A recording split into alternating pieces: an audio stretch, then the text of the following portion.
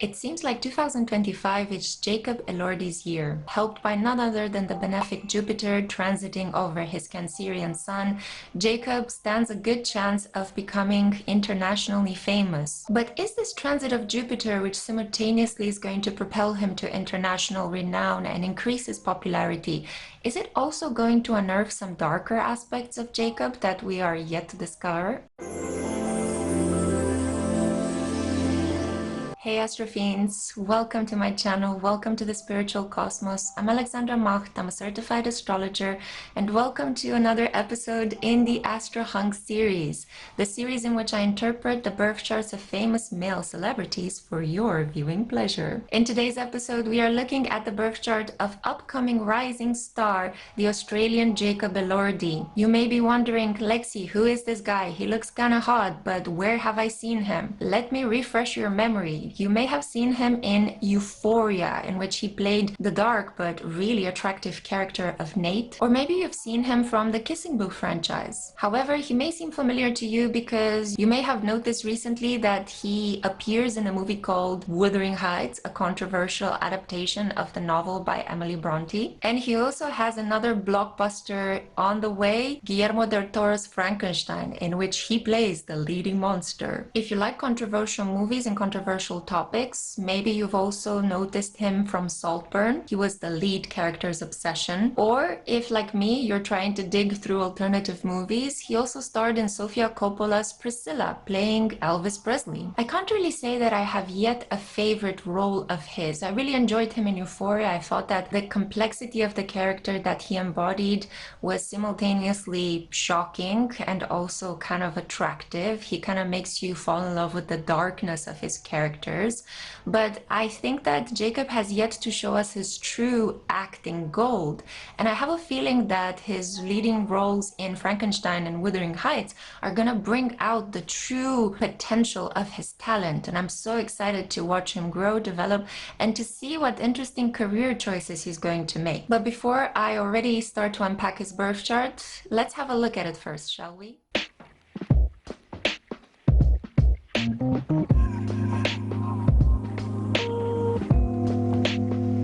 Okay, so I'm just going to position myself carefully to the side of this clip because I want you guys to have a look at his birth chart. I'll put it here so that you can see it throughout the entirety of this analysis. And I'm just going to begin by breaking down some of the positions in his chart that stand out to me the most as a trained astrologer. Right off the bat, we see the biggest issue that we have with celebrity birth charts, especially with male celebrity birth charts. They are missing an ascendant. I can only guess. And my educated guess would be that he has an Aquarius ascendant, and hear me out on this position. So first of all, we notice in his chart that he has a natal Jupiter in Aquarius conjunct Uranus in Aquarius. And to me, he kind of gives me the vibe of a man that is very intimidating, but also quite friendly. In addition to this, he's very tall, and it is known that two of the tallest ascendants are Sagittarius ascendants or Aquarius ascendant. However, due to the fact that he comes across as having this kind of complex charm,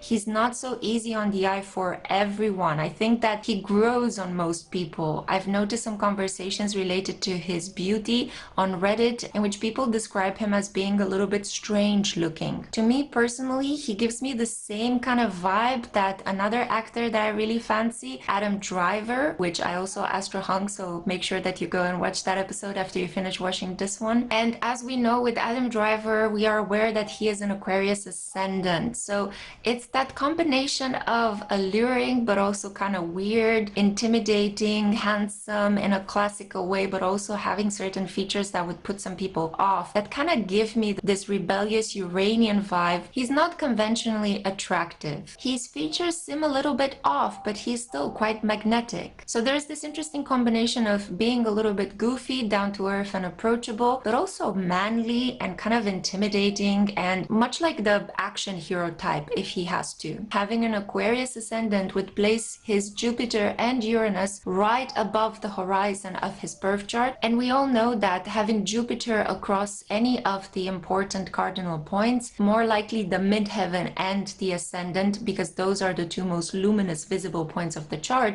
having Jupiter near those points guarantees worldwide success, international fame, and renown. The public basically adores you, and you keep attracting good opportunities towards you, lucky breaks, and fame. He comes across as being good-natured, friendly, and good-humored, but I feel that this is just the mask, because if we have a look at all the other placements in his chart, we see that he's an incredibly sensitive, shy, reclusive kind of individual. So an airy mask, an Aquarius ascendant, would give him the perfect sociable persona that could help him hide his really sensitive inner core. Okay, so let's talk a little bit about his moon. His moon is placed in Pisces, and interestingly enough, it is sitting there nestled with his south node. The south node is a comfort zone in a person's chart.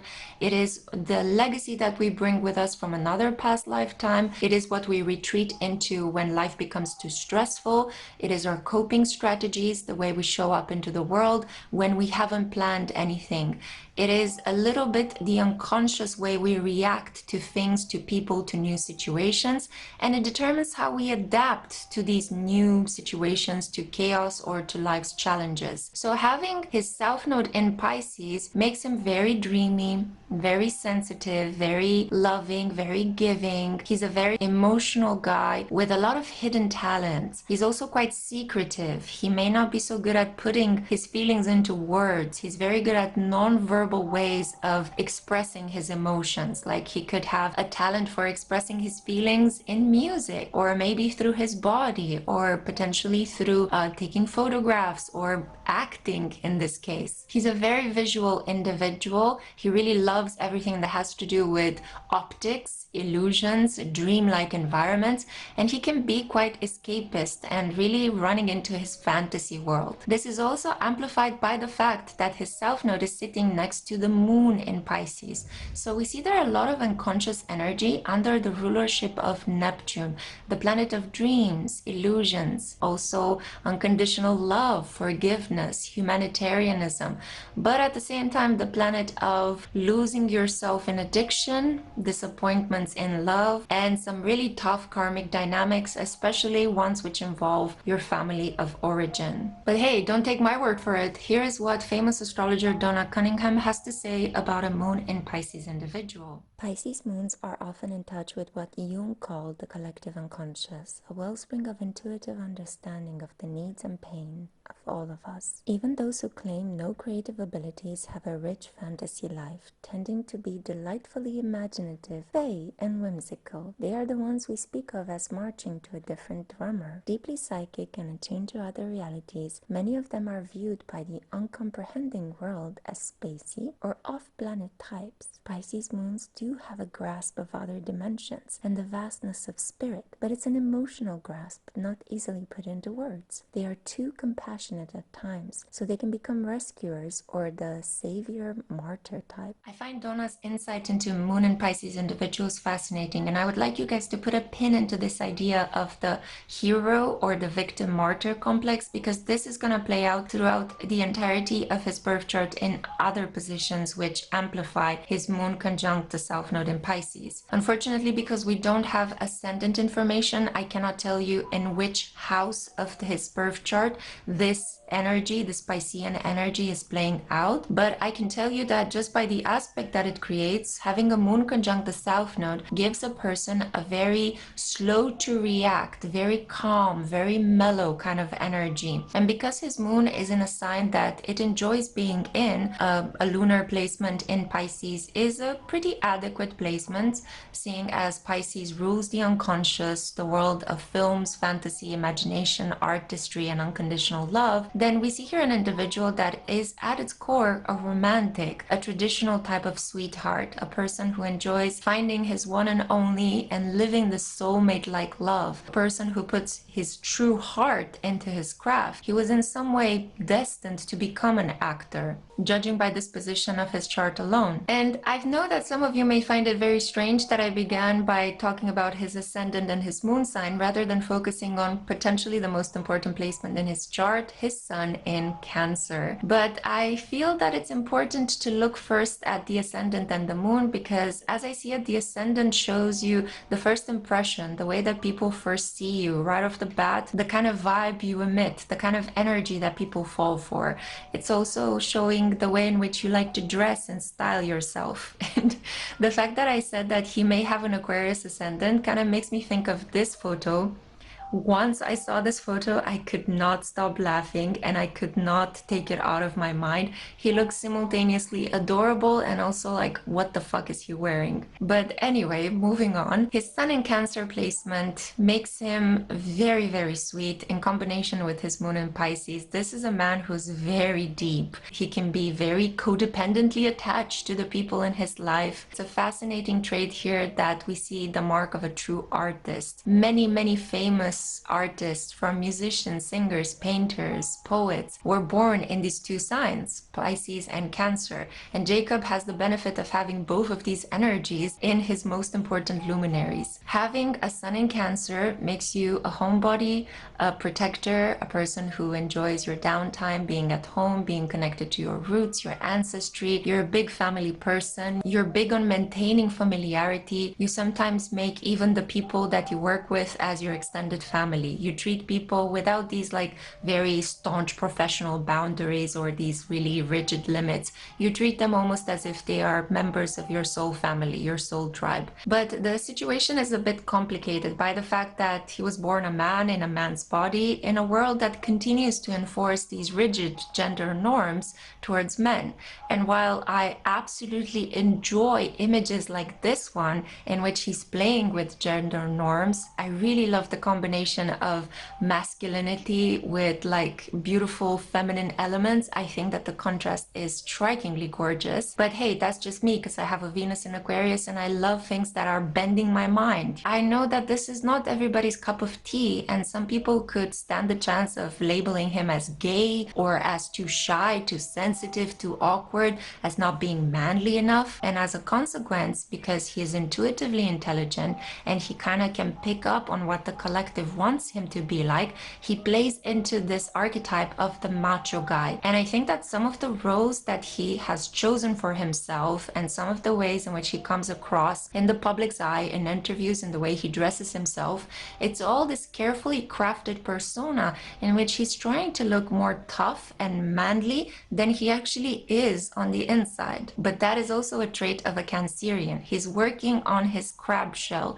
he's working on his armor, his suit. And it's a fascinating trait of Cancerian men, which is broken down beautifully by Liz Green in this insightful quote. This man is tied one way or another, in love or hate, and often in both, to mother. It may sound simplistic to say that all Cancer men are mother-bound, but it would come close to the truth. Cancer is a sign of feeling and of deep emotional needs and often dependency. It clings. It doesn't want to stand alone. In childhood, this need for attachment and warmth will naturally focus on the mother. The trouble is that once adult, Cancer men are often still looking for that nurturing, protecting woman who will always forgive them, always understand them, care for them, shelter them. Cancer, which is a feminine sign, gels oddly with the masculine psyche. In each man's unconscious, buried deep within him, is the myth of the hero. How can a hero keep running back to mommy for comfort and understanding? Psychology postulates that the mother-son tie is the most difficult thing a man must contend with in life. If he doesn't deal with it, as many Cancer men don't, then his relationships will suffer for it. Ah, there we go. So I love it how Liz manages to find the psychological key in some of the astrological descriptions that she has of men and women of a specific sign. Now, another interesting thing, and if you've been following me along for a while, you know this by now. I keep mentioning it across most of my analysis, especially in the ASTROHUNKS series. When we look at a man's chart, traditional astrologers, classic astrologers would tell you the most important aspect in a man's chart is his Mars placement. That is usually the type of masculinity that a man unconsciously identifies with. So even though he's a sun in Cancer, he may not necessarily find himself represented in a description of a Cancerian male. He would most likely, because he has a Mars in Libra, fall into the description or identify as a Mars in Libra man. Now, what are some of the core traits of a Mars in Libra individual? First of all, a need for justice, being driven to have respectful communications, being driven to build relationships in which there are equals, give and takes. There is also a need for romance, enjoying the whole knight in shining armor, let me wine and dine you, roses and champagne narrative. So I would say just by looking at this placement, he's really big on foreplay. Okay, ladies, this is an individual that you cannot just have a romp in the hay with. He needs time to warm up because of those sensitive energies in his chart. And as a Mars in Libra, he needs the whole etiquette. He needs the whole wining and dining, and then you can continue that sentence. But again, let's hear it from the expert. Donna Fantone has written an amazing book called The Book of Mars, and here is how she describes a Mars and Libra man's needs. You want companionship. You want to avoid loneliness and will pay just about any price in terms of compromising or altering your needs to do so. However, you also want a growth-oriented relationship. So you're apt to be quick to instigate change if you feel things are getting too humdrum. You don't mind taking the initiative to get a new relationship off the ground. You're a little less quick to initiate a breakup unless there's either someone else waiting in the wings or your lover has refused to budge and things just can't be improved enough to restore harmony. You do best with someone who has Venus in an air sign in the 7th house or trine your Mars. Ah, now you get to see him a little bit deeper, like we're peeling off the many layers of Jacob's nature. And I feel that you're finding out some surprising things. One of them being that in spite of the fact that he has such a good descriptor of a Mars and Libra man, I'm sure that you by now, if you're already infatuated with him, you're kind of like seeing him as the perfect romantic counterpart. But there is a problem there. Of course, you know, life is never perfect. People are not perfect. We all have issues as well as qualities. So what is the problem? What is the first identifying aspect that I see here that could bring a lot of issues in his personal connections? Well, if you have a close look at his chart, you see that there is a line, a red line in between his Sun and Mars placement. This shows us that his Sun is square Mars, which means that they are sitting in an aspect of tension. Now, squares by nature are not necessarily evil. They just show you that you will be frustrated in that area of life where the square is happening. And with frustration, there could be a lot of anger that is the result of that. That is the lower vibrational reaction. Or there could be a lot of potential. There's a dynamic energy that is created there between those two planets that will not leave you passive. You have to do something with this energy. And you can maybe channel this energy into a creative resource. So the Sun square Mars aspect is adding this dynamism that is somehow also implying a wound to his sense of masculinity. First of all, a Sun square Mars aspect shows me a couple of things. A need to be aggressive in personal relationships, especially in relationships to men. So he may have some issues there, coming across as either too authoritarian, too heavy-handed, or lacking in authority, lacking in the respect that other men naturally attribute other members of his generation, his other peers. So he may feel angry at the slightest frustration. He may feel anxious about his masculine identity. There is a tendency here to resolve issues related to his identity in an aggressive way. An interesting particularity of this aspect is that classic astrologers tell you to avoid being around guns if you have a Sun square Mars aspect in your chart. Another interesting thing is that you can develop excellent debate skills if you learn to think before you speak. This shows a person that is rather pushy because they know what can be done right in a specific situation, or at least what they believe is the right thing to do. So he may be a bit too domineering at times, like a bull in a china shop, impose his viewpoint on a specific creative vision. But at the same time, this shows the component of a ruthless businessman, which is interesting because it is connected in a way with the energy that he needs to learn how to embody in this lifetime. If you have a look at his chart again, we can see there that his growth zone in this reality, the way in which his soul is evolving towards, is a point marked by Virgo energy. His south node is in Pisces, his north node is in Virgo. This means that he needs to learn how to set appropriate boundaries with the people in his life. He needs to be less giving, less with his head up in the clouds, less romantic, and more matter-of-fact, pragmatic. He needs to be more disciplined. He needs to find some healthy routines that anchor him in reality, because he has a tendency to naturally escape. His moon sits with the South Node. This is gonna be quite a painful growth area. So he has to kind of gradually let go of being so emotional. He has to gradually let go of being maybe closely linked to his mother figure. I'm pretty sure that his relationship to his mother is a sight to behold. It can be a very epic story there that we are not even getting a hint of, because with a moon in Pisces and a sun in Cancer, he can be quite secretive and he can keep a lot of things inside rather than express them towards people around him. Not to mention that I'm sure that he's not sharing personal stuff with the public. He's learning in this lifetime how to take good care of his health, his physical health, but also his mental health, and how to let go of romantic obsessions, and how to stop projecting his fantasy world onto his chosen partners. We do know a little bit about his love life. He seems to be on and off in a relationship with a model. Her name is Olivia Jade Giannulli. I don't know if I pronounced that correctly, but anyway, she was born on the 28th of September. So this right off the bat, without even looking deeper into her birth chart, I can just tell that she is a sun in Libra,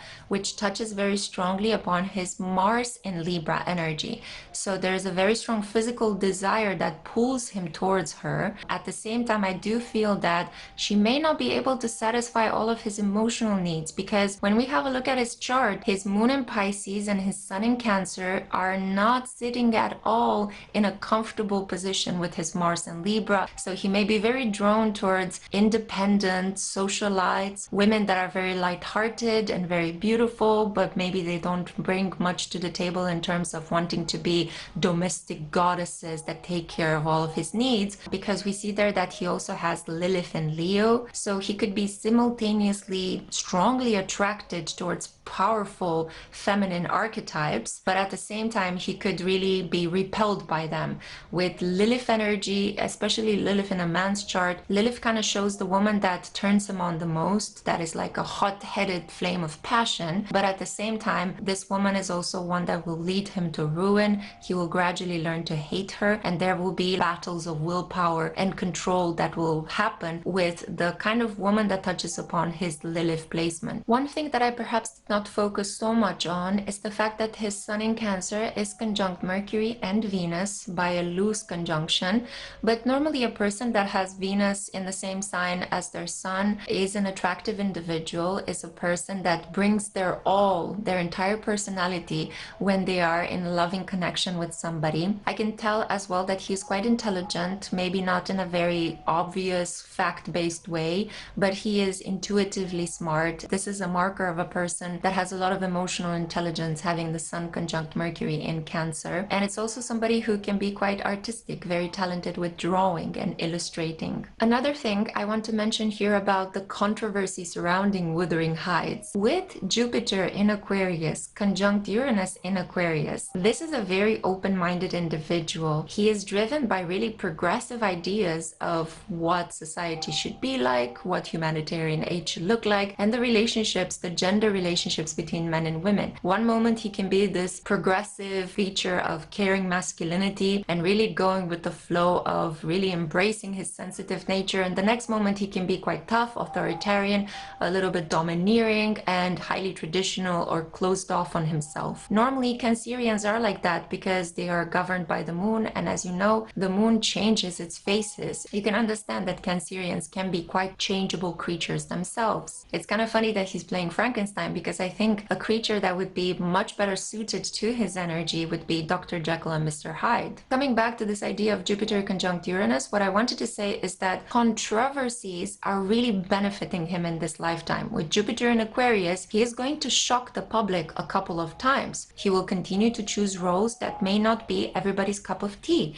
I can can actually see him going towards the sci-fi route at some point, or choosing more of these medical roles that fit in line with his North Node in Virgo destiny. This man is a bag of surprises, and I'm sure that the roles he's going to choose and the way he's going to carve out his career is going to leave a lot of brows raised. It's good for him that he stars in Wuthering Heights. It's good for him that it's a controversial adaptation. This will only increase his popularity and get people to talk. The interesting thing is that his Lilith in Leo is sitting in opposition from Jupiter and Uranus, which means that he may experience a period in his life in which all the popularity that he's growing right now will suddenly be lost or shrunken from him. I have a feeling that if people try to pigeonhole him in romantic roles, he may break away from them and go down the path of becoming a sci-fi hero or star in courtroom dramas. But the really important thing to keep in mind out of this is that controversy will always benefit him,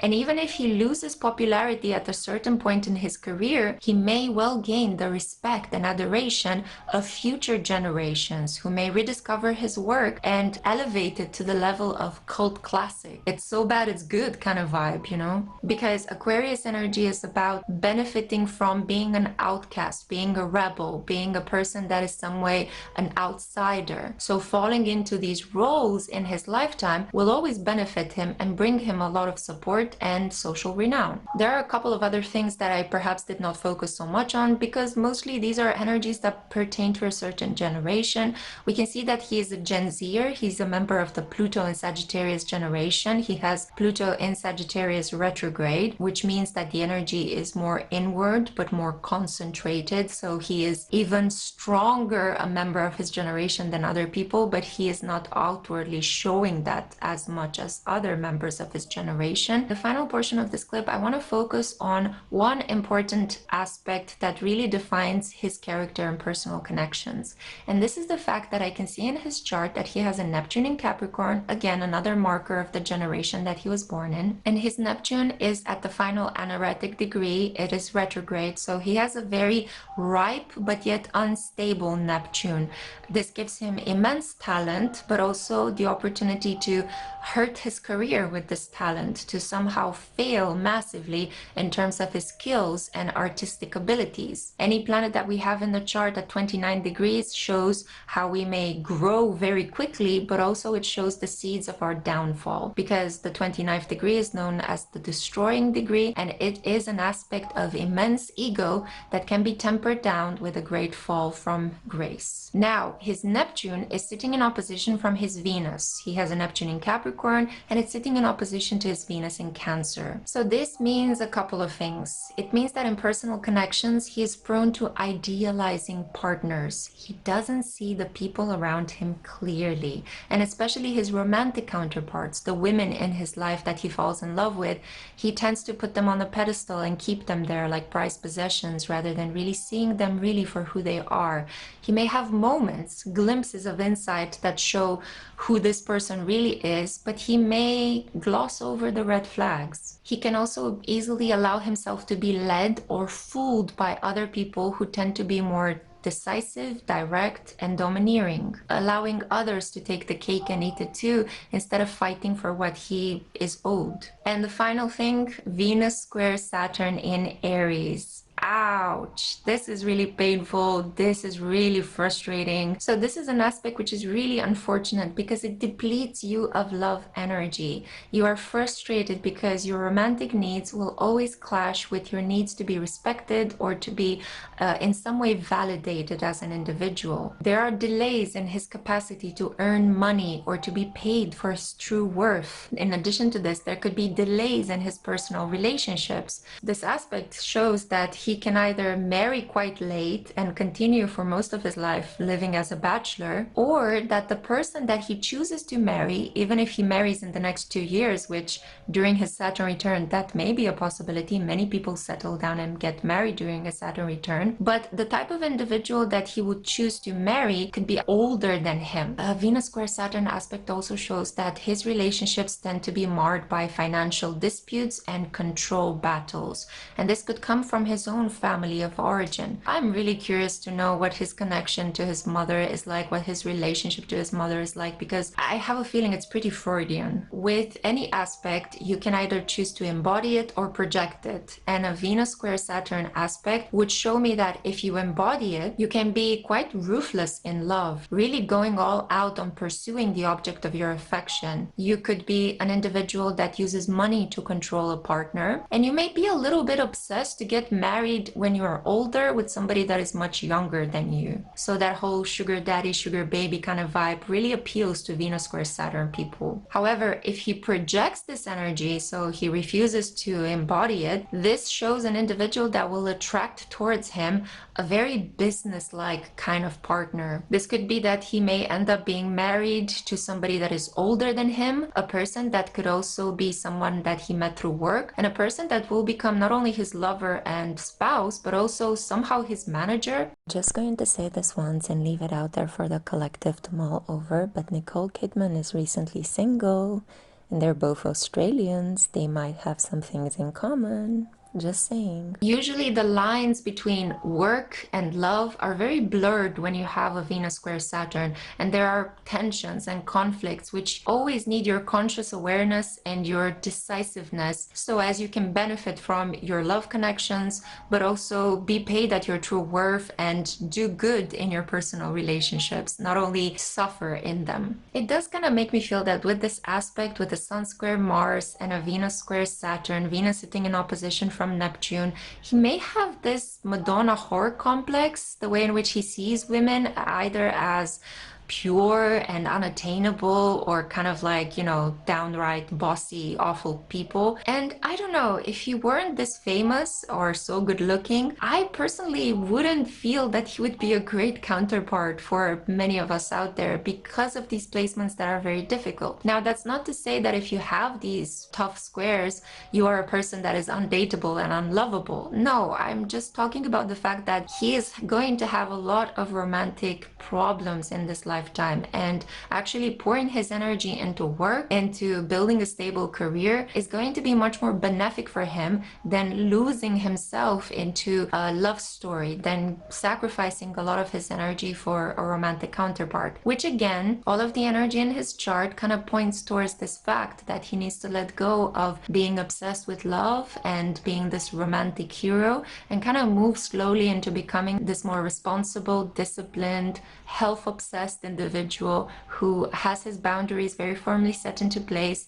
and really knows his worth and can negotiate it in any conversation. So whether he will continue to be an actor, that remains to be seen. He can really pull a shocking move and decide to go into real estate or become a doctor or an accountant. God knows where his North Node in Virgo destiny is going to take him. But he may gradually let go of filming to settle more for a quiet, simple, hermit-like existence. We should enjoy him while we have him, and I don't care if he appears in many smutty, controversial BDSM adaptations of Victorian novels. Just bring it on, okay? There is a dearth of romantic movies out there in the collective. I am so sick and tired of superhero franchises and movies showing guns and violence over and above people kissing and making love. We need to bring back the romantic hero, and I love it that Jacob is really fighting for our team. So in support of that, I hope that you will go and watch his movies. I hope that you enjoyed this analysis. It's by no means complete or exhaustive, so please take from it what you feel resonates with you the strongest. Let me know if you like Jacob. If you have some of the placement that he has in his chart, let me know what you thought of the quotes that I shared with you from famous astrologers' books. The resources will be shared down below in the description box if you want to purchase the astrology books for yourselves. Thank you kindly for listening. Thank you for hanging out with me, and stay tuned, because the next person in the ASTROHUNKS series is going to be Harris Dickinson, and you will see how different his energy is, even though he is the same star sign as Jacob. They are both Cancerian men, but very different Cancerians. Okay, it's a wrap up. See you in my next one.